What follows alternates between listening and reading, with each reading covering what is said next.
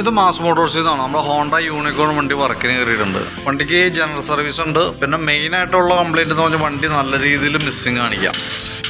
അപ്പോൾ നമ്മൾ സർവീസുമായി ബന്ധപ്പെട്ട് കയറ്റിയിട്ടുണ്ട്. മിസ്സിങ്ങിൻ്റെ കംപ്ലയിൻറ്റ് കൂടി നമ്മൾ ചെക്ക് ചെയ്യുന്നുണ്ട് കേട്ടോ. നമുക്ക് ജനറൽ സർവീസുമായിട്ട് ബന്ധപ്പെട്ട് നമ്മൾ അതിൻ്റെ ബ്രേക്ക് ലൈനറൊക്കെ നമ്മൾ ചെക്ക് ചെയ്യാനായിട്ട് അയച്ചാണ്. ബ്രേക്ക് ലൈനർ കമ്പനി ലൈനറാണ്, ഹോണ്ടയുടെ ഒറിജിനൽ ലൈനറാണ് കിടക്കുന്നത്. നമുക്ക് അത്യാവശ്യം ഉപയോഗിക്കാനും ഉണ്ട്. അപ്പോൾ ഒന്ന് ക്ലീൻ ചെയ്ത് ബ്രേക്ക് ക്യാമൊക്കെ ഒന്ന് ഗ്രീസ് ചെയ്ത് റീസെറ്റ് ചെയ്താൽ മതി. പിന്നെ ചെയിൻ നല്ല രീതിയിൽ ലൂസായി കിടക്കുന്നുണ്ട്. അപ്പോൾ ചെയിൻ ടൈറ്റ് ചെയ്യാനുണ്ട്. അപ്പോൾ നമുക്ക് ചെയിൻ ടൈറ്റ് ചെയ്തതിന് ശേഷം ഓയിലൊക്കെ കൊടുത്ത് ക്ലിയർ ചെയ്തെടുക്കാം.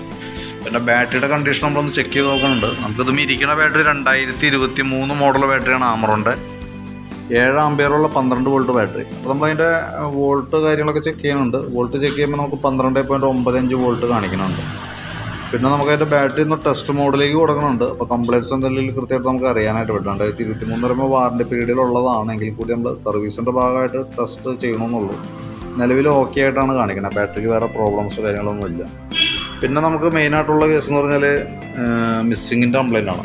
മിസ്സിങ്ങിൻ്റെ കംപ്ലയിൻറ്റ് നമ്മൾ കാർബേറ്റർ യൂണിറ്റ് അഴിച്ച് ചെക്ക് ചെയ്യുന്ന സമയത്ത് പ്രത്യക്ഷത്തിൽ നമുക്ക് കാർബേറ്ററിനകത്ത് ഒരു പറയത്തക്ക ഒരു കംപ്ലയിൻ്റ് ആയിട്ട് നമുക്ക് ഫീൽ ചെയ്യണില്ല. പിന്നെ വാക്യൂം പിസ്റ്റനൊക്കെ ഒരല്പം തേമാനമുണ്ട്. അതേപോലെ തന്നെ സ്ലോ ജെറ്റൊക്കെ ചെറിയൊരു ബ്ലോക്ക് കാണിക്കുന്നുണ്ട്. അപ്പോൾ നമുക്ക് ക്ലീനർ വെച്ചിട്ട് നല്ല രീതിയിൽ ക്ലീൻ ചെയ്തെടുക്കാം. കാർബേറ്റർ ക്ലീനർ യൂസ് ചെയ്ത് നല്ല രീതിയിൽ ക്ലീൻ ചെയ്യാം. അതിന് ശേഷം നമുക്ക് ഈ പ്ലഗ് ഒന്ന് ചേഞ്ച് ചെയ്തതിന് ശേഷം നമുക്കൊന്ന് ടെസ്റ്റ് ഡ്രൈവ് അടിച്ച് നോക്കാം. എങ്ങനെയാണ് അതിൻ്റെ പെർഫോമൻസ് എന്നുള്ളത് ചെക്ക് ചെയ്ത് നോക്കട്ടെ. ഈ എയർ ഫിൽറ്റർ കൂടി നമുക്കൊന്ന് മാറ്റാം കേട്ടോ. പറയാമെന്ന് പറഞ്ഞാൽ എയർ ഫിൽറ്റർ വലിയ പഴക്കമായിട്ടല്ല, പക്ഷേ അതിൻ്റെ ഉള്ളിൽ ഫംഗസ് പിടിച്ചൊരവസ്ഥയിൽ ഇരിക്കുന്നുണ്ട്. ഒരുപാട് പൊടി പിടിച്ച ഒരു സൈഡൊക്കെ ഉണ്ട്. അപ്പോൾ എയർ ഫിൽറ്റർ പ്ലഗ് ഒന്ന് ചേഞ്ച് ചെയ്തിടാം. കാരണം ഇത് വലിയ പഴക്കമൊന്നും ആയിട്ടില്ല. കമ്പനി ഫിൽറ്റർ തന്നെ കിടക്കുന്നത്.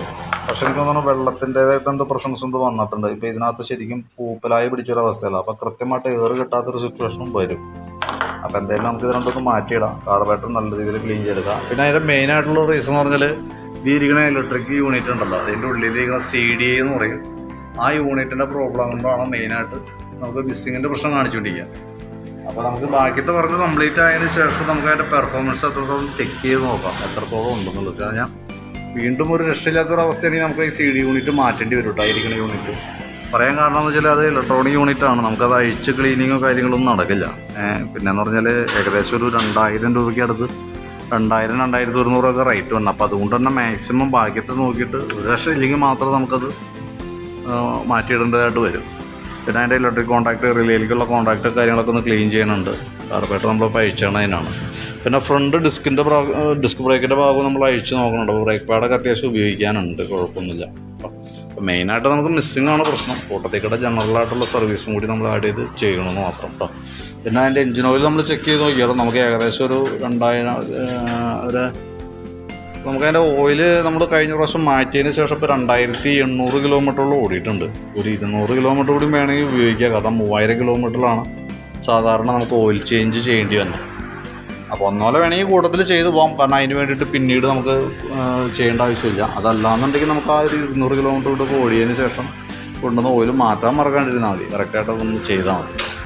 അപ്പോൾ ഞാനിതൊന്ന് ഒരു ഏകദേശം ഒരു എസ്റ്റിമേറ്റൊക്കെ ആക്കി നോക്കാം. ആദ്യം വർക്കൊന്ന് റെഡി ആക്കാം. എൻ്റെ മിസ്സിങ്ങിൻ്റെ എങ്ങനെയുണ്ടെന്നുള്ള ദിവസമൊക്കെ നോക്കട്ടെ. എയർ ഫിൽറ്റർ പ്ലഗൊക്കെ മാറ്റിയതിന് ശേഷം പിന്നെ എനിക്ക് തോന്നുന്നു ആ CD യൂണിറ്റ് മാറ്റേണ്ടി വന്ന ഈ പറഞ്ഞ രീതിയുടെ എൻ്റെ എമൗണ്ടിൽ വേരിയേഷൻ വന്നിട്ടുണ്ടല്ലോ. അപ്പോൾ അതുകൊണ്ട് നമ്മൾ ഫസ്റ്റ് എസ്റ്റിമേറ്റ് പറഞ്ഞിട്ട് പ്രത്യേകിച്ച് കാര്യമില്ല. ഞാനിപ്പോൾ ഇതൊന്ന് നോക്കാം.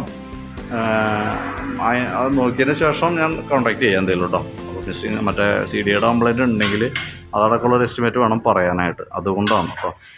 ഒന്ന് ചെയ്ത് നോക്കട്ടെ. നോക്കിയിട്ട് അതിൻ്റെ ഡീറ്റെയിൽസ് ഞാൻ പറയാം.